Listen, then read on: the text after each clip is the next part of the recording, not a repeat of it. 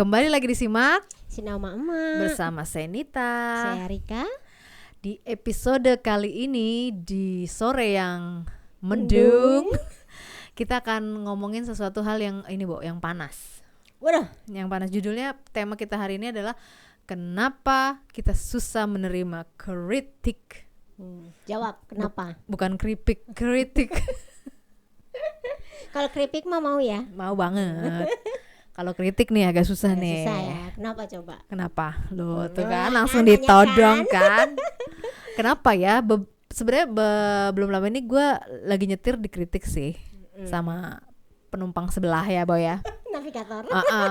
Itu kamu terlalu ke kiri gitu, terlalu ini. Terus gue kan langsung, my god, gue lagi nyetir nih. Dikritik, kamu mau yang nyetir gitu kan. Langsung ini sih memang agak defensif. Langsung ya ngomongnya tapi udah tenang gitu, mau ganti nyetir gitu. Jadi gue nggak yang terus Yakin itu nada yang tenang. Kayaknya matanya enggak deh. Oh enggak, hati nggak tenang. Tapi tone suara lumayan tenang. Jadi memang nggak semudah itu sih memang menerima kritik ya, Bu ya. Iya benar. Kalau mudah mah nggak jadi pembicaraan hari ini. Iya, karena ya itu tadi ketika kita mengkritik atau kita dikritik lah ya. Paling gampangnya kalau kita aja dikritik deh. Iya, kalau ngeritik mah gampang, Bo.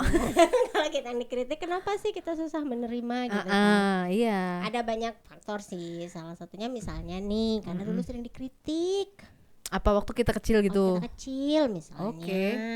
Akhirnya tuh kayak suara kritikan itu sangat melukai kita gitu. Sangat mengganggu ya. Sangat mengganggu. Tapi isi kritikannya pengaruh juga nggak? Atau cuman sekedar konsep mengkritik gitu sudah mengganggu? Isinya kadang kan gini ya. Let's say kita sebagai orang tua gitu kan. Kalau kita mengkritik anak, biasanya yang kita kritik apa sih? Perilaku. Dan perilaku itu kan sebenarnya sesuatu yang anak saat itu sedang belajar sebenarnya. Dia belum tahu kalau itu sesuatu yang kurang pas atau kurang benar gitu. Dan kita kritik instead of kita memberi input, masukan. Nah, ketika anak-anak itu dikritik, yang dia rasakan apa sih sebenarnya? Bingung, nggak tahu. Iya. Ketika dia tidak tahu, oh ini salah toh, oh ini benar toh. Terus aku harus gimana toh? Kan gitu kan. Buat beberapa anak ketika dia terlalu sering dikritik, akhirnya dia mempertanyakan, terus aku nih harus gimana? Yang benar tuh kayak mana? Kayak mana? Kayak mana gitu. Kalau semuanya tuh salah kesannya. Karena menurut bahasa anak-anak kan kritik itu berarti lu salah. Iya. Gitu. Dan mereka belum tahu bahwa ada kritik membangun. Nah, enggak ada kan kita bilang. Maksudnya orang tua mah membangun.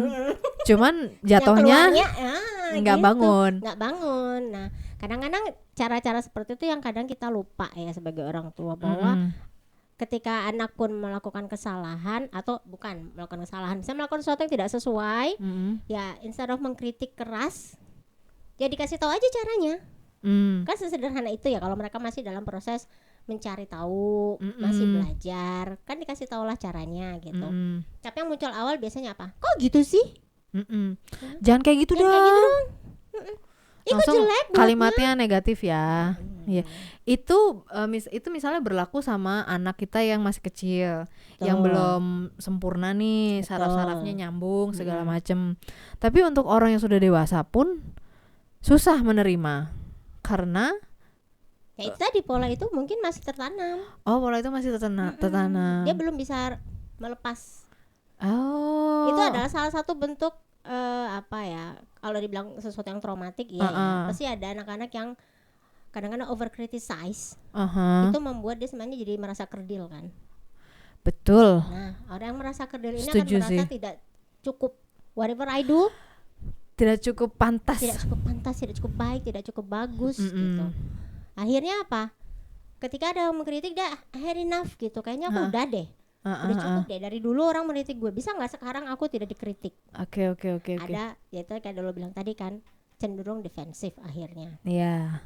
Tapi ada juga orang yang akhirnya mau menerima, tapi dalam hal ini penerimanya itu supaya dia merasa ternyata orang mengkritik aku karena perhatian sama aku.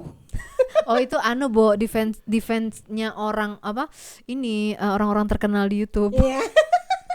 Mereka kan ini karena perhatian karena gitu perhatian. kan, gitu. Jadi memang ada dua kemungkinan ya ketika orang tidak bisa menerima kritik, either itu karena dia merasa aku harus memperbaiki diri, atau aku merasa aku cuma dapat perhatian tapi dia nggak memperbaiki diri, kan ada tuh orang kayak gitu. Jadi senang perhatiannya walaupun itu bentuknya kritikan, yang penting kan perhatian. Positif sekali, Bo. Oke, itu satu. Itu satu dari trauma masa kecil. Betul. Sering dikritik. Iya, karena sering dikritik. Tapi kan ada juga orang yang nggak punya trauma itu, mungkin dia tidak pernah over criticize. Betul. Ya, tapi itu mungkin mengurangi resiko untuk tidak untuk bisa menerima kritik dengan baik ya waktu dewasa. Bisa jadi juga. Bisa jadi juga ya. Oh, oke. Contohnya nih misalnya. Ada orang nggak pernah dikritik masih nggak over criticize. Tidak over criticize waktu kecil. Overjoy. Akhirnya yang terjadi apa? Dia selalu merasa benar, dia selalu merasa yakin, dia nggak butuh pendapat orang. Oke, itu terjadi di America's Got Talent. Akhirnya apa yang terjadi dengan orang-orang ini? Ketika dikritik dia tersinggung kan? Iya. Because nobody ever told me gitu. Atau kritikannya itu mental, Bo. Nah itu dia. Dia terlalu enggak kok, gue kan kita harus percaya pada diri sendiri gitu. Iya. Ada yang seperti itu kan akhirnya. Ada selalu ngomong ini, gue baru kepikiran, Bo. Ada. Nah susahnya orang-orang yang tidak bisa dikritik ini karena dia merasa aku sudah melakukan yang benar, aku sudah paling baik, paling gitu ya, merasa paling. Nah ini yang kadang-kadang kan membuat sebenarnya orang ini tidak mau upgrade, memperbaiki diri. Iya. Nah, orang-orang kayak gini ini kan orang-orang yang sulit ya. Sulit sekali. Sulit untuk berkembang. Bahkan untuk diri sendiri aja enggak, gimana dengan relasi kan gitu. Oh, betul juga. Iya, benar. Saya bilang pada Anda ya sebagai teman saya, tolong besok gak usah pakai baju garis-garis mengganggu banget gitu kan. Misalnya. Terus Anda kan bilang, "Oh enggak, aku suka garis-garis gitu kan." Besok lu pakai lagi garis-garis, lama-lama gue bilang, orang nyebelin banget sih. Ngerti enggak sih? Lu tuh enggak cocok pakai garis-garis, kelihatan melebar misalnya gitu kan. Tambah kan marah. Tapi terus lu bilang lagi kan, "Enggak, ini bagus, gue suka." gitu kan. Bayangin kalau orang yang gedek ya. Bahasa Jawanya, ya enggak sih? Itu rasanya gimana tuh? Lu diomongin demi kebaikan lu sebenarnya, menurut kita. Menurut benarnya orang juga ya. Iya. Tapi kan yang kita lihat how you mempresentasikan dirimu. Oh, gitu. Oke. Ya nggak ada yang salah juga sih menjadi diri sendiri, nggak ada yang salah. Nggak ada yang salah. Cuman bagaimana menempatkan itu pada tempat yang tepat. Betul. Terus ya emang yang kecil-kecil kadang-kadang tuh ada juga udah nggak udah baik-baik aja tapi tetap aja gitu, Bo, dikritik aja gitu. Iya.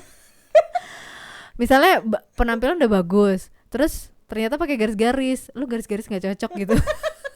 Nah ini buat orang yang mengkritik nih ya.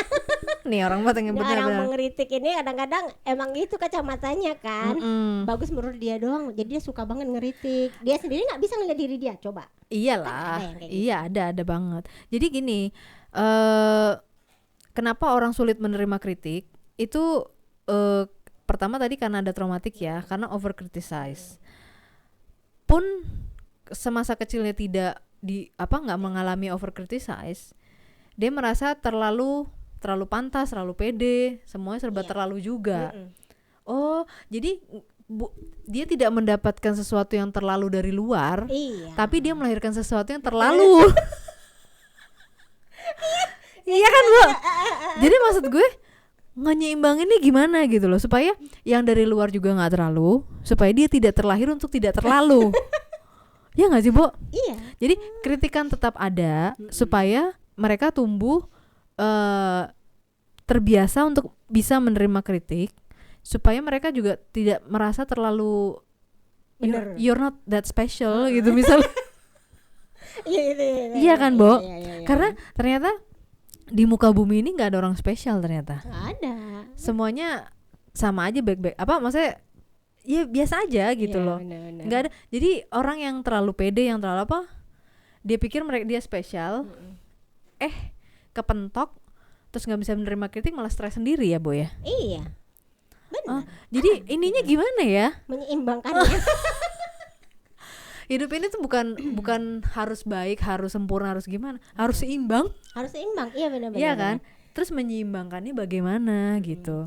Makanya kan kalau ada nih, kalau kita bicara pola asuh misalnya ya, ada orang tua yang permisif. Orang tua permisif itu kan semuanya dibolehin. Yap. Berarti kan gak ada kritik tuh. Biasanya gak ada kritik tuh ke anaknya. Ya kan? Minim Minim lah gitu. Kalaupun ada biasanya ya udahlah terserah deh gitu kan endingnya. Tapi ada orang tua yang otoritatif yang sangat pokoknya harus begini. Ini Kalau apa? nggak sesuai- Parenting VOC. Banget. Nah, yang seperti ini kan kadang over criticize malah gitu. Oke. Sampai anaknya nggak tahu aku tuh siapa gitu. Aku mau produk VOC. mau begini nanya dulu, mau begitu nanya dulu, karena harus pakai persetujuan. Nah, sebenarnya permisif kan sebaliknya. Nah, kan kalau kita bicara tentang parenting yang sekarang lagi tren itu kan yang otoritatif ya. Bener ya? Otoritatif. Kok otoritatif? Otoritatif sih? Itulah salah satunya, aku lupa namanya. Oke. Otonomi. Otonomi. Jadi memberi anak apa namanya? Ruang dan waktu untuk memutuskan Betul, apa buat dia ya, gitu. Itu apa sih namanya? Aku lupa. Oke. Nanti ya tolong dicek Di komen aja lah. komennya. Jadi kalau kita menggunakan pola asuh itu, kita tuh mengkritik, kita bisa mengkritik, tapi anak ini akan memproses kritik itu. Jadi Iya. sebenarnya kita sedang mengajarkan dia kan. Hey, kalau kamu dikritik orang, jangan tersinggung. Orang itu melihat sesuatu yang mungkin kamu tidak lihat. Betul. Jadi kamu lakukan apa? Coba introspeksi diri, perbaiki. Coba diingat-ingat lagi. Oh, di mana ya aku kelirunya? Oh, di mana ya aku nggak pasnya kan gitu. Itu kan melalui proses belajar. Nah, kalau anak sudah dibiasakan untuk reflect gitu ya, merefleksikan diri, kemudian dia menerima. Nah, penerimaan ini kan yang penting. Aku itu sosok yang begini. Ketika orang bilang kok kamu begitu, aku punya jawaban, ya kan? Nah, di jawaban itu, apakah jawaban itu sifatnya defensif? Tergantung. Kalau misalnya dia bilang, oh aku tuh memang kayak gini, aku nggak perlu kamu. Nah, itu kan defensif. Tapi kalau dia bilang, oh ya aku kayak gini, menurutmu kalau aku menjadi lebih baik tuh harus gimana ya? Oke, gitu. iya. Tapi tuh Prosesnya memang belajar. self acceptance itu tuh memerlukan hati seluas samudra ya guys ya. Banget. Nah itu hati seluas samudra itu yang mau menerima kritik loh. Kalau nggak bisa kan? Iya banget. Orang yang punya hati besar itu mau menerima kritik. Iya. Dan dia tidak melihat itu sebagai hal yang buruk. Nah, itu kenapa orang susah menerima kritik? Karena kritikan itu sama dengan pandangan negatif. Dan pandangan negatif itu mengganggu konstelasi harga diri. Iya, konstelasi harga diri dan ego, Bo. Iya kan? Ego. Nah, itu butuh apa? Kesiapan emosi. Banget ya. Iya, kesiapan emosi. Sehingga misalnya begini, kayak lu dikritik ya, kita merecall cerita lu aja ya lah ya, ketika Anda dikritik oleh orang di samping Anda itu kan, mari kita tanya dulu apa yang Anda rasakan saat itu. Sebel. Dikenali tapi terus diterima kan. Selama gua nggak, sebenarnya gini kan, gue dikritik kan kamu terlalu ke kiri, terlalu deket sama motorcyclist itu kan, Bo, orang naik motor. Yang ditakutkan adalah gue nyenggol. Tapi kan pada saat itu gue gak nyenggol. Jadi selama gue gak nyenggol, gue sebel. Kalau gue nyenggol, akan gue terima kritikan itu dengan baik. Nah, tapi tahu kan kalau kritikan itu sebenarnya bagian dari ya itu tadi, proses bahwa you can do better or you can have to be aware of something. Yes. Iya kan? Nah, ini sebenarnya kan, iya. Ya, jadi kan kalau kita bisa menerima nih, dalam posisi lo, gue yakin awalnya lo kayak apa sih gitu kan, tapi endingnya iya juga sih, mungkin gue kayaknya ke kiri. Iya kan. Cuma gengsi aja ngomong. Gengsi lah, Bo.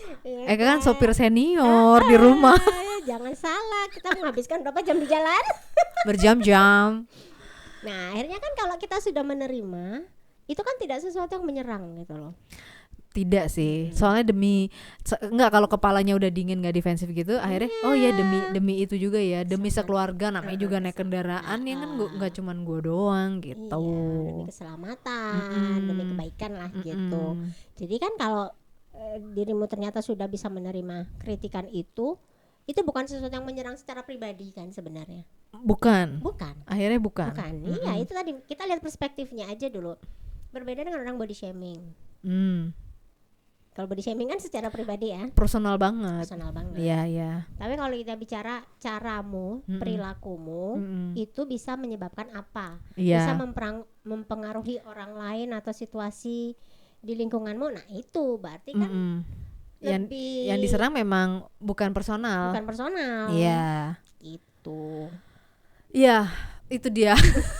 Cobalah ya yang penonton itu komen-komen pernah dikritik apa, terus rasanya bagaimana gitu. Dan setelah direfleksikan gitu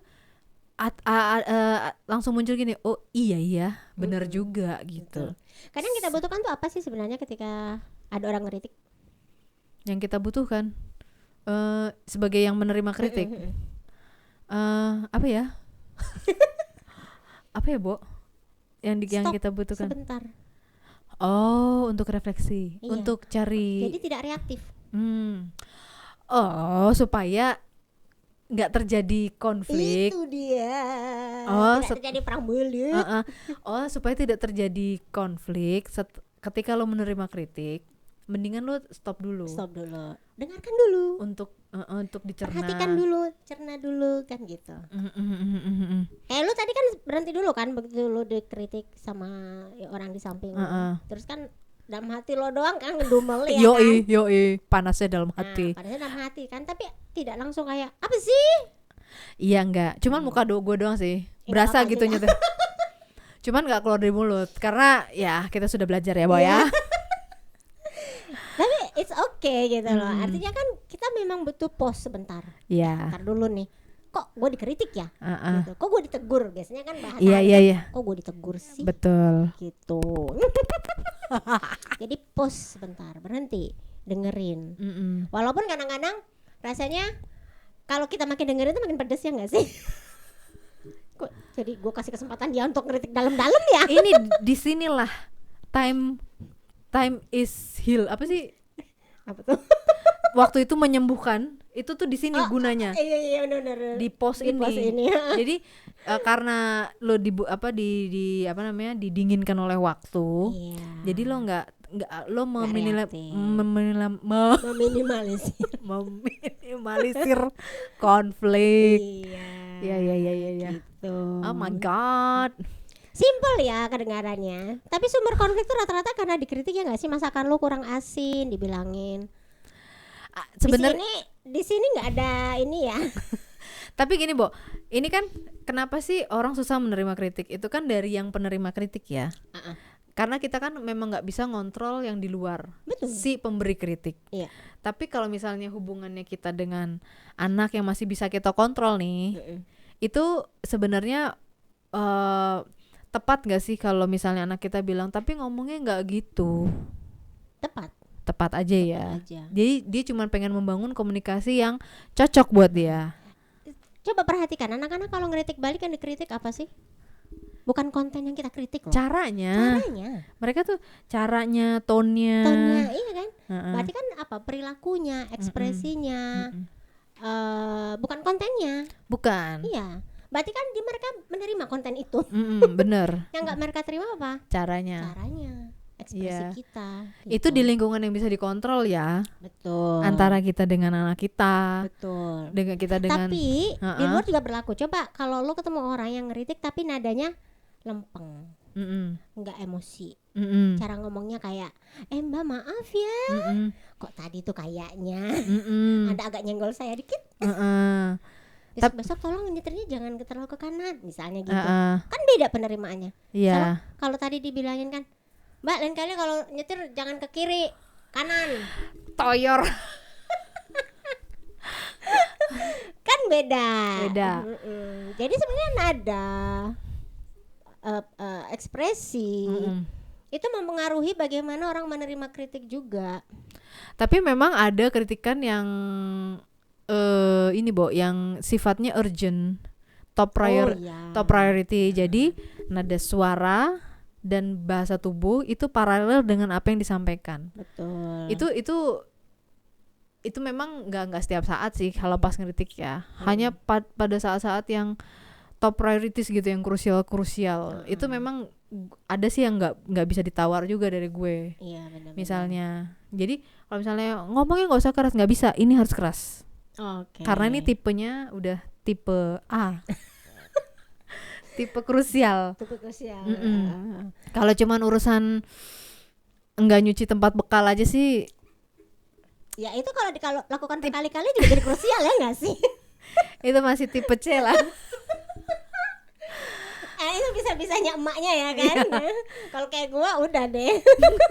Gua nggak pakai tipe C ya, pokoknya tipe A pokoknya. Karena maunya beres. Iya. Kan ada yang begitu kan. Ya. Terus apalagi nih? Tadi udah yang menerima susah karena satu itu jadi pandangan negatif, merusak konstelasi harga diri dan ego. Benar. Terus ada lagi kenapa susah menerima itu karena kritikan itu bentuk perbanding-bandingan, membanding-bandingkan. Iya.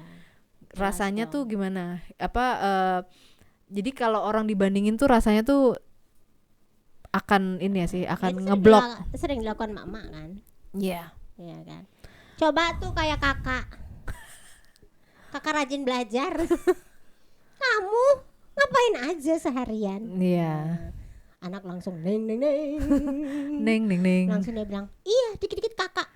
Anak kesayangan. Nah, bisa di sini. Kayaknya ini cerita nyata ini beneran. Atau pasangan. Iya kan?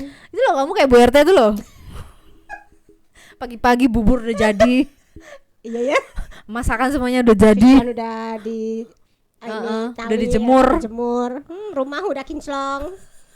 Iya bangun sih. Jam berapa, Bu? Iya sih, itu tuh nggak enak banget lah. Sama sekali nggak enak.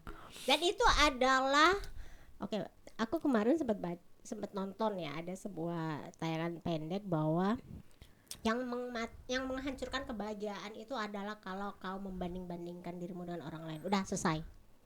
Oke, memang sih. Ya kan? Apalagi gini, apalagi progres hidup ya, Bo. Ya, jadi progres hidup itu kalau lo bandingin sama orang lain, nggak akan selesai. Betul. Apalagi orang yang nggak kita kenal, kita nggak tahu dia startnya di mana. Itu. Pasti nggak sama dong sama kita. Nggak sama. Kalau sama mungkin boleh lah insecure ya, Bo. Tapi kalau nggak sama kan ngapain gitu loh insecure.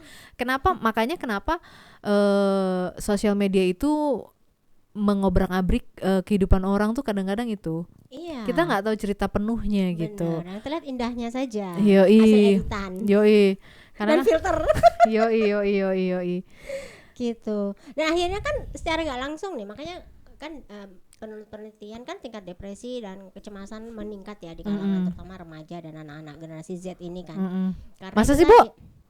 Oh ya? Gue cari jurnalnya, gue lupa berapa persen, tapi meningkat trendingnya. Oh my Karena gosh. itu tadi istilahnya mereka kan membandingkan kehidupan mereka dengan yang ada di sosial media ini amat sangat besar ya. Karena referensi mereka tuh sudah sangat banyak dari situ. Betul. Gitu. Dan mereka sangat minim interaksi sosial di dunia nyata. Yang terjadi adalah gue mau hidup kayak gitu. Berarti gue harus ngapain? Yeah. Pressure. Nah, begitu sudah dapat pressure-nya, tetap kan akan ada kehidupan atau video lain yang lebih wah. Iya, pastilah. Kan orang di sosial media kan pada cari duit kan. Gimana caranya? Betul. Dan akhirnya ya nggak habis-habis tuh. Iya. Untuk membandingkan diri dengan apa yang dia lihat, membandingkan diri bahkan dengan temennya sendiri. Gue udah sampai di sini, lu sampai di mana? Padahal yang susah dikalahkan itu melawan diri sendiri loh, Bu. Iya. Bukan melawan orang lain, melawan diri sendiri. Betul. Makanya kan tadi kalimatnya yang menghancurkan kebahagiaanmu adalah ketika kau membandingkan dirimu dengan orang lain, atau bahkan buruknya kalau lo bilang tadi kan diri sendiri, diri lo kemarin sama hari ini. Itu aja. Itu apa? Itu bisa. Itu merusak kebahagiaan kan? Oh iya, masa sih, Bu? Iya. Ya kalau misalnya hari ini lu kemarin lu punya 100.000, Heeh. kan udah lu pakai tuh 100.000-nya, tinggal 50 hari ini. Terus lu bilang, Lu punya harapan kan, Heeh. aduh seandainya gue punya 100.000 lagi gitu kan, gue bisa beli lebih. Itu kan sudah menurunkan kebahagiaan, berarti hari ini gue harus hemat. Atau capaian kemarin lu bandingkan sama capaian lu hari ini. Kalau capaian hari ini lebih bagus, sebenarnya nggak apa-apa gitu kan. Tapi kan itu membuat lu akan berpikir ke depan, berarti gue harus lebih. Dan lebih. It's okay sih, nggak masalah, itu memotivasi, asal tahu limitnya aja. Porsinya tepat. Enggak, yang tadi gue bilang melawan diri sendiri itu lebih karena gini, misalnya kita start, orang tuh pasti start beda ya. Misalnya kita sama-sama main piano nih, Bo. Misalnya gue masih pada level 1, lo udah level 3, tapi kan lo main dari umur 2 misalnya. Iya juga sih. Gue baru main 1 tahun yang lalu, ya kan? Asal gue rajin, latihan, apa segala macem, gue tuh maksudnya gue melawan diri sendiri tuh, melawan untuk terus sering latihan gitu loh. Jangan malas latihan misalnya, latihan terus. Lo yang udah level 3 memang kelihatan lebih ini karena kita kayak nggak apple to apple gitu. Iya. Orang kadang lupa, dikiranya sesama pemain piano gitu misalnya. Wah, lu harusnya kok bisa gitu kan. Lu kok nggak bisa sih kayak dia gitu. Kan pengen noyor ya. Terus lu bilang kan, tunggu aja besok. Tunggu tanggal mainnya. Iya, itu benar sih. Gue setuju. Kadang-kadang kan justru karena kita itu tadi, kita push ourselves too hard karena kita mau menyamai orang yang sebenarnya mulainya udah lebih dulu. Betul sekali. Itu menyiksa diri ya namanya. Sangat. Dan itu membunuh kebahagiaan kan. Harusnya lu bisa enjoy aja mah kalau main piano ya kan, bisa coba do ya udah do aja terus ya kan. Tapi jangan selamanya ya guys. Selamanya. Nah itu tadi kan self kritik langsung. Nah iya bener. Iya benar. Dan ketika kita self kritik, ya itu tadi, kalau kita bisa menerima dalam hati gue, iya juga ya, masa do 1 tahun kan nggak mungkin ya kan. Nggak mungkin, betul. Mari kita naik re. Iya. Nah ini menarik nih. Tadi kan kita ngomongin kenapa orang susah menerima. Yang pertama karena kritik itu sama dengan pandangan negatif. Yang kedua merasa dibanding-bandingkan. Nah sekarang pelakunya nih, Bo.